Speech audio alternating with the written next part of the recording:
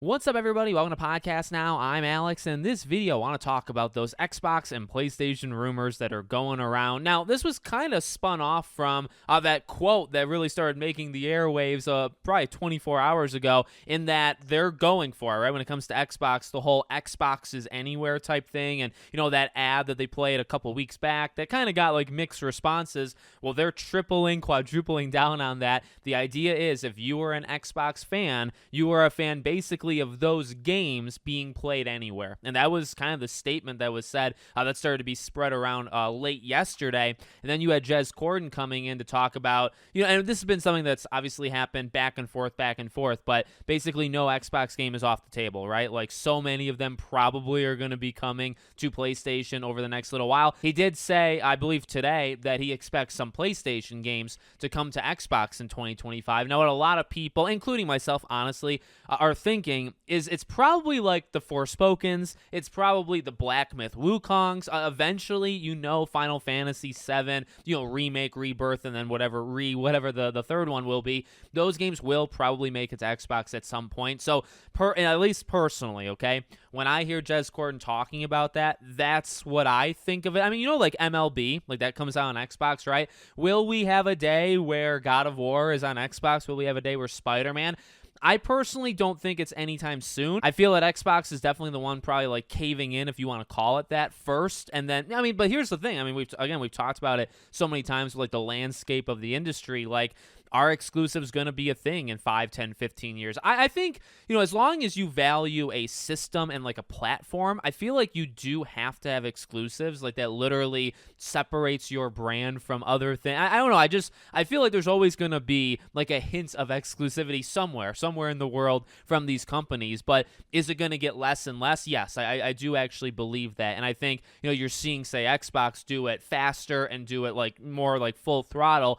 PlayStation kind of taking it slower. MLB, yep. But then when it comes to, Forspoken, that's not theirs, right? The exclusivity deal, Silent Hill 2, that's not theirs. That's Konami's. Final Fantasy, that's not theirs. That's Square Enix's, right? A lot of those games, Black Myth, you can go down the list of that third-party stuff.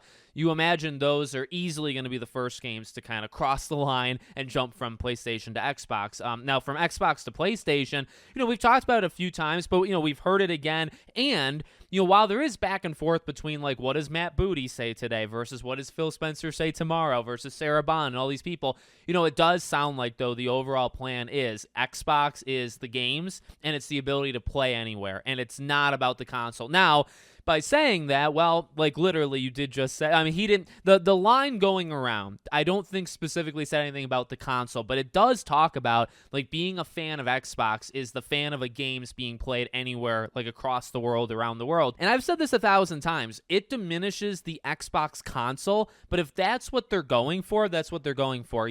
We're not them. I'm not a multi, trillion, dollar business in Microsoft. I don't have that kind of money. I don't, what happens to them doesn't bother me too much. I'm a consumer, and I'm a guy who's either going to buy something or not buy something based off of my interests and my likes or dislikes, okay? Now, of course, there's like the commentary side of things where we talk about it, but, for me, it doesn't really matter too much what any of these companies do, if that makes sense. Like, yeah, it might affect the channel in terms of, like, some videos that I make and stuff, but generally, like, I am going to find ways to play these games no matter what, right? Like, when it comes to Indiana Jones, I'm not waiting. I didn't wait. Now, they gave me a code, but I was going to get it day one through Game Pass, sure, but I was going to get it on my Xbox Series X. I wasn't going to wait for it to come to PlayStation. Now, some people were, but I wasn't. That was just kind of my prerogative, right? That was, it's a game that I was excited for, that was coming out. I was going to find a way to play it. And that's what I do for pretty much any game under the sun. A while ago, it was harder because I didn't have a strong PC, so I couldn't really play any type of PC game. So yeah,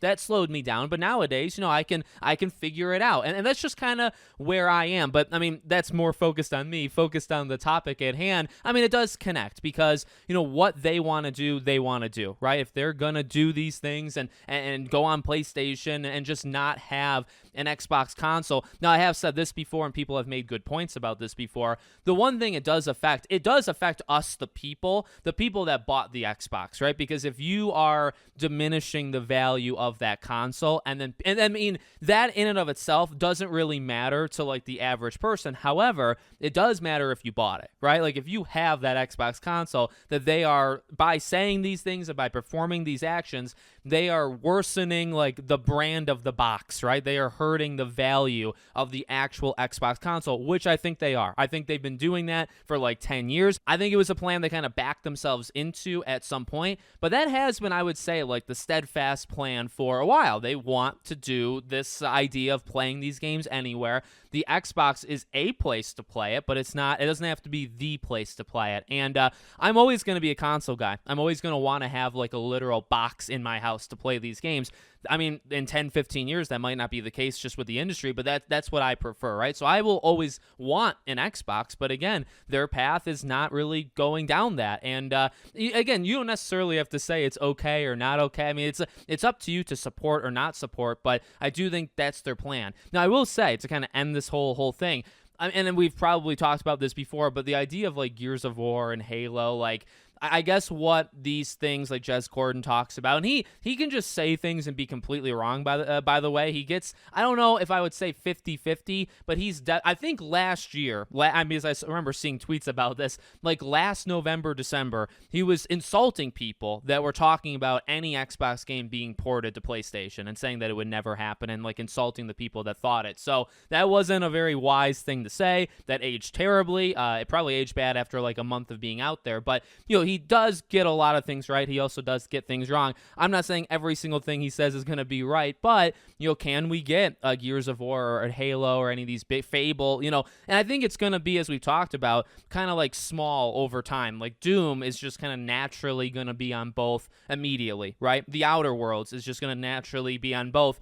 The day you get Gears of War, though, on a PlayStation is a weird day. Just in the same way that, like, a God of War or an Uncharted or something, right? If you ever got those on Xbox, I mean, actually, you can think, like, even Crash Bandicoot. I mean, it's been such a freaking journey for Crash and all that stuff, but even Crash, like, arriving on Xbox is, like, a weird, different experience that you eventually kind of adopt and accept, right? But it's just kind of odd, you know, in the beginning. So it's all going to be weird. It truly is all going to be weird, but it is the way that it is. I do think in the next 5-10 years, you're going to be playing Gears of War on a PlayStation if you want. And you can play it anywhere else, but you can play it on a PlayStation, Halo, etc. And like I said, when it comes to PlayStation going the other way, there's kind of different, you know, levels of thoughts. And I think even like Sean Layden has talked about in the past, like there's not as much of a reason to, like, because Xbox is so far behind, to play catch up, they kind of have to put their games everywhere. PlayStation having this kind of dominance on the world, like, you know, strangely enough, they don't really need to do that. And that could change. I mean, like 5, 10, 15 years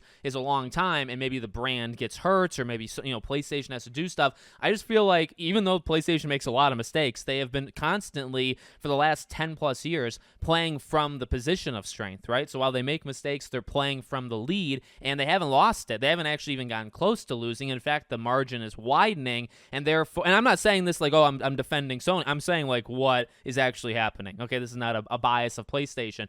And so, like, do they have to move Spider-Man to Xbox? No. I mean, the simple answer right now is no. Will they have to in 5-10 years? Probably. You know, probably eventually. I think it would happen, but I don't think right now. So again, strange times we're heading into. The idea of, you know, me growing up, getting into it in the PS3, it was a war. It was a literal war of like, do you choose Uncharted and, you know, Heavy Rain and Resistance and Killzone, or do you go to Xbox for like Halo and Gears and stuff? And I had to think about it, you know, when I got my PS3 over my 360 at the time. Now my friends had the opposite one, so it was a whole journey back then, and it's not really the same nowadays. So let me know what you guys think in the comments. Make sure, as always, you're subscribed to the channel, bell icon turned on, and I hope to see you all on the next one.